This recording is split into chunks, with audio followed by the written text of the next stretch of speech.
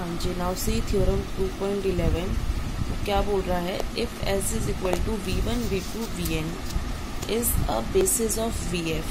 तो किसी vector space के लिए ये जो S है वो बेसिस बन चुका है। बेसिस है मतलब ये जो सेट है वो Li भी है और ये सेट पूरा का पूरा V को स्पैन भी कर सकता है ना। क्या बोल रहा है, then every element of V can be uniquely expressed as a linear combinations of V1 V2 Vn and conversely. तो प्रूफ करने के लिए क्या बोल रहा है कि प्रूफ ये करके लाओ कि V का हर element in V1 V2 Vn के लीनियर कॉम्बिनेशन में लिखा जा सकता है। वो तो होता ही है क्योंकि S तो स्पैन करता है V को, और साथ साथ बोल रहा है कि वो यूनिकली वे से लिखा जाता है। मतलब सिर्फ एक ही तरीका है हर एलिमेंट, अगर मैंने कोई एक स्मॉल V उठाया है V से तो ये V इन V1 V2 Vn के लीनियर कॉम्बिनेशन में तो लिखा जाएगा, बट एक यूनिक तरीका ही होगा हर बार हर एलिमेंट के लिए इसके लीनियर कॉम्बिनेशन में लिखने के लिए। और कन्वर्सली भी, मतलब कि अगर V इन V1 V2 Vn इन एलिमेंट्स के लीनियर कॉम्बिनेशन में का हर एलिमेंट लिखा जा सकता है यूनिकली वे से, तो ये V1 V2 Vn क्या बन जाएगी, बेसिस बन जाएगी V की। तो कन्वर्स भी प्रूफ करने के लिए कह रहा है। तो देखो पहले let S is equal to V1 V2 Vn be a basis of V। तो पहले तो मैंने S को बेसिस मान लिया V का। Then clearly each V belongs to V can be expressed as, तो कोई भी मैंने V एलिमेंट उठाऊंगी V का, तो उसको मैं कैसे रख सकती हूँ इनके लीनियर कॉम्बिनेशन में। तो V इज इक्वल टू कुछ स्केलर एग्जिस्ट करेंगे, मान लो A1 A2 An belongs to field such that V क्या आएगा, A1 V1 plus A2 V2 plus An Vn। अब मैं क्या, मेरे को प्रूफ क्या करना है कि हर एलिमेंट के लिए जो ये लीनियर कॉम्बिनेशन लिखा रहा था वो यूनिक है। मान लिया यूनिक नहीं है, मान लो इसी V के लिए एक और लीनियर कॉम्बिनेशन पॉसिबल है इन्हीं वेक्टर्स के थ्रू। तो मान लिया कुछ और vectors B1 B2 Bn belong कर रहे हैं फील्ड से, सच दैट V कैसे लिखा जाएगा इस बार, B1 V1 plus B2 V2 plus Bn Bn। अब मैंने क्या करा है, फिर 2 को 1 में से सब्ट्रैक्ट किया तो मुझे क्या मिलेगा, 0 is equal to A1 minus V1 into V1 plus A2 minus B2 into V2 and so on plus An minus Bn into Vn। ठीक है, अब फाइनली आपको मिला क्या है, V1 V2 Vn, ये स्केलर सी है ना, A1 माइनस B1 भी, तो क्योंकि A1 भी स्केलर है B1 भी स्केलर, तो A1 माइनस B1 भी स्केलर होगा, A2 माइनस B2 भी स्केलर होगा, An माइनस Bn भी स्केलर होगा। तो बेसिकली ये क्या है, ये V1 V2 Vn का लीनियर कॉम्बिनेशन है किसके इक्वल, जीरो वेक्टर के। और क्योंकि V1 V2 Vn बेसिस है V के, है ना, अगर बेसिस हैं तो ये कैसे होंगे, Li भी तो होंगे ना, लीनियरली इंडिपेंडेंट होंगे। मतलब अगर इन V1 V2 Vn का लीनियर कॉम्बिनेशन आप जीरो के इक्वल रखोगे तो हर स्केल को किसके इक्वल होना पड़ेगा, जीरो के। मतलब A1 माइनस B1 भी equal to zero, A2 minus B2 भी equal to zero and An minus Bn भी इक्वल टू जीरो।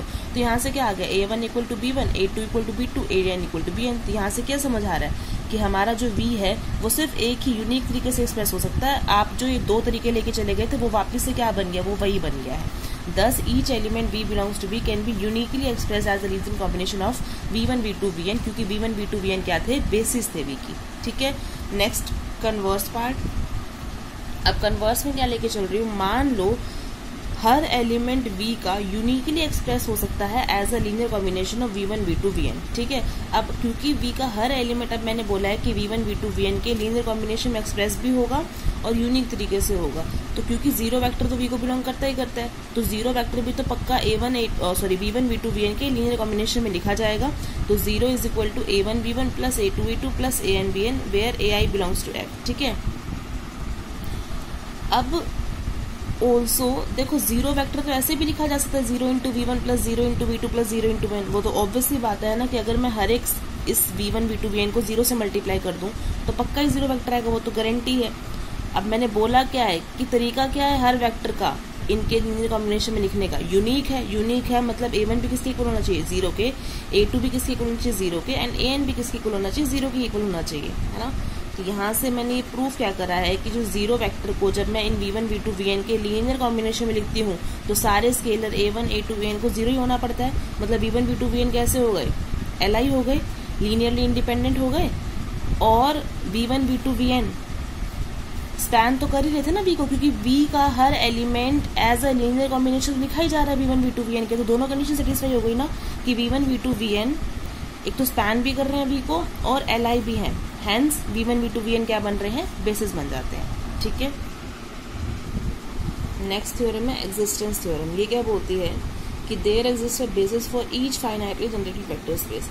अगर आपने कोई भी एक वेक्टर स्पेस लिया जो कि फाइनाइटली जनरेटेड है, फाइनाइटली जनरेटेड की हम डेफिनेशन कर चुके हैं पीछे, मतलब कुछ finite elements v1 v2 vn क्या कर सकते हैं, पूरे के पूरे वेक्टर स्पेस को जनरेट मतलब स्पैन कर सकते हैं, ठीक है। तो वो बोल रहा है अगर कोई वेक्टर स्पेस मेरा फाइनाइटली जनरेटेड है, मतलब उसके लिए कुछ वेक्टर्स हैं, फाइनाइट वेक्टर्स जो उसको पूरा का पूरा स्पैन कर सकते हैं, तो वो बोल रहा है ऐसे वेक्टर स्पेस के लिए हमेशा बेसिस एग्जिस्ट करेगी, ठीक है। तो इसको और एक तरीके से क्या बोल रहा है, if S is equal to v1 v2 vn, अगर आपने एक सेट ले लिया है कि वो vf को स्पैन करता है, तो क्या कह रहा है, then there exist a subset of S, तो बोल रहा है इस एस का एक सबसेट आपको पक्का मिलेगा जो वी की क्या बन जाएगा, बेसिस बन जाएगा। अब आपको बेसिकली प्रूफ क्या करना है, ये जो एस सेट है v1 v2 vn, इसके किसी भी सबसेट को v की बेसिस प्रूफ करना है, और वेयर एस क्या कर रहा है, पूरे के पूरे v को स्पैन तो कर ही रहा है, एक कंडीशन तो कर ही रहा है ना सेटिस्फाई एस आपका।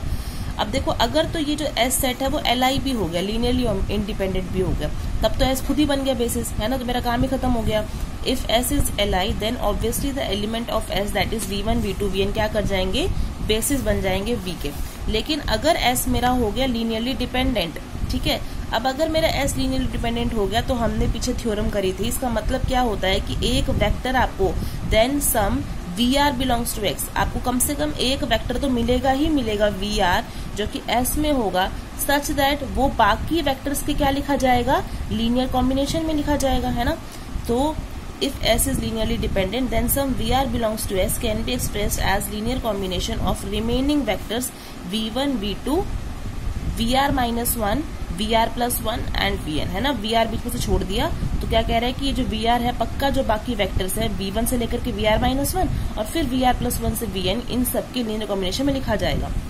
Also as each v belongs to v is a linear combination of v1 v2 vn, क्योंकि v1 v2 vn तो क्या कर रहे थे, पूरे के पूरे v को जनरेट कर रहे हैं ना, या स्पैन कर रहे हैं, तो v का अगर मैं कोई रैंडम एलिमेंट भी लूंगी स्मॉल v, तो वो इन सब के इस पूरे सेट के v1 v2 vn के लीनियर कॉम्बिनेशन में भी लिखा जाएगा। हेंस आपको कुछ स्केलर्स मिलेंगे ai belongs to f such that आप लोग v को क्या लिख पाएंगे, a1 v1 plus a2 v2 plus up to so on ar minus 1 vr minus 1 plus ar vr plus, ये 2 बार क्यों लिखा हुआ है, इसको छोड़ो, ठीक है, तो plus AR VR plus AR plus 1 VR plus 1 and so on चलते चलते कहाँ पहुंचाओगे, AN VN, ठीक है।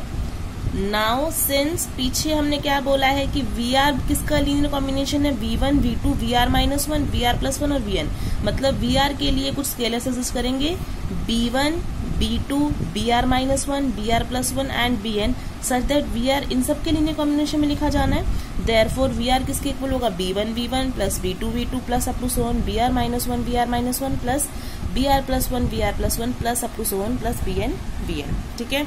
अब मुझे करना क्या है, ये जो VR की वैल्यू आई है ना, ये मैं किस में पुट कर दूंगी, फर्स्ट इक्वेशन में, इधर VR को मैं किससे रिप्लेस कर दूंगी, इस सब से।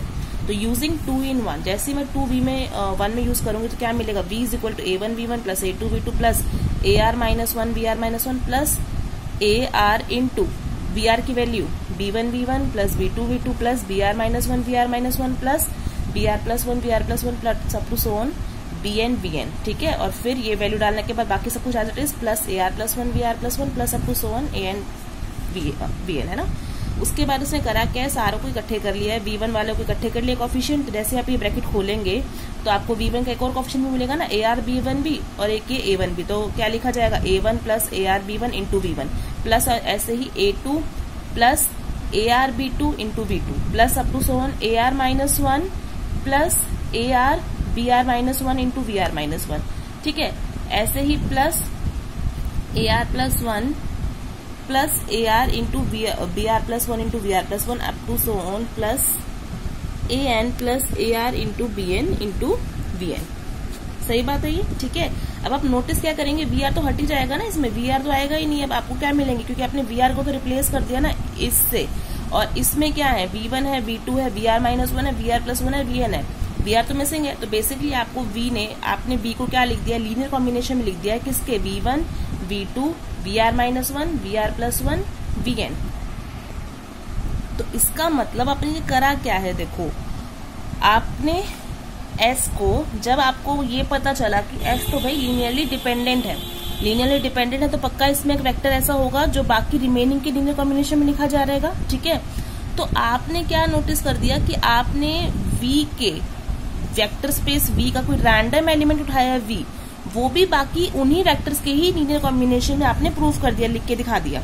तो this shows that on removing an element VR from S, the remaining set V1, V2, VR-1, VR+1, Vn still spans V। मतलब कि जो आपका देखो, अगर मैंने VR इस सेट में से हटा दिया तो आपका सेट क्या मिलेगा, V1, V2, VR-1, VR+1, Vn। और ये सेट अभी भी तो V को स्पैन कर ही रहा है ना। क्यों कर रहा है? क्योंकि जैसे मैंने VR हटा दिया तो आपने एक रैंडम एलिमेंट उठाया V किसका, वेक्टर स्पेस V का, तो वो किसके लीनियर कॉम्बिनेशन में लिखा गया है, इन्हीं के तो लिखे जा रहा है ना। तो वो क्या बोल रहा है, अब जैसे अब आपने एक वेक्टर कम कर दिया और ये सेट मिला और ये भी अभी भी V को स्पैन कर ही रहा है, तो वो बोल रहा है फिर से घूर लो कि अगर तो ये क्या होगा, आपका Li होगा, लीनियरली इंडिपेंडेंट है, तो फिर से यही बेसिस बन गया, मेरा काम खत्म हो गया। और ये क्या है, S का एक सबसेट ही तो है, क्योंकि एक एलिमेंट कम करा आपने। तो कह रहे बिल्कुल ठीक बात है, अगर ये Li हो गया, स्पैन तो ये कर ही रहा है, तो ये बेसिस बन गया। लेकिन अगर ये क्या हो गया, फिर से LD बन रहा है, तो आप फिर से यही काम करो। अगर ये LD होगा तो मतलब एक और एलिमेंट फिर से इसमें ऐसा होगा जो बाकी सबके लीनियर कॉम्बिनेशन में लिखा जा रहा है, ठीक है। और उन्हीं वेक्टर्स के लीनियर कॉम्बिनेशन में आप एक जर्नल एलिमेंट V का भी क्या लिख सकते हैं, वापस से लीनियर कॉम्बिनेशन में लिख लेंगे।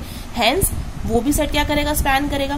फिर जब उस स्टेप पे पहुंच जाओगे, फिर से आप क्या देखोगे कि वो LD है या Li है। अगर Li है तो वही बेसिस बन जाएगा, फिर से नहीं है तो ये स्टेप रिपीट करते जाएंगे आप लोग, ठीक है। तो this repeat this same argument and preceding in this way after a finite number of steps, हम डेफिनेटली क्या पहुंचेंगे, एक ऐसे सबसेट S पे जरूर पहुंचेंगे विच इज लीनियरली इंडिपेंडेंट भी होगा और V को वो स्पैन भी करेगा, और वही हमारे V की क्या बन जाएगी, बेसिस बन जाएगी, ठीक है। तो this is your theorem number 2। ये थ्योरम 1 एंड 2 करके रखिए, डाउट है तो पूछना।